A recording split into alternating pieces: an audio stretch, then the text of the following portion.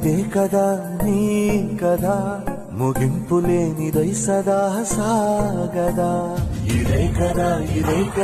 నీ కదా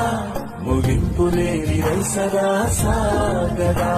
నిస్వార్థమెంత గొప్పదో ఈ పదము రుజువు కట్టదా సిరాలు లక్ష వంపదా చిరాక్షరాలు రాయదా నిశీధి ఎంత చిన్నదో నీ కంటి చూపు చెప్పదా నీలోని వెలుగు పంచగా విశాల నింగి చాలదా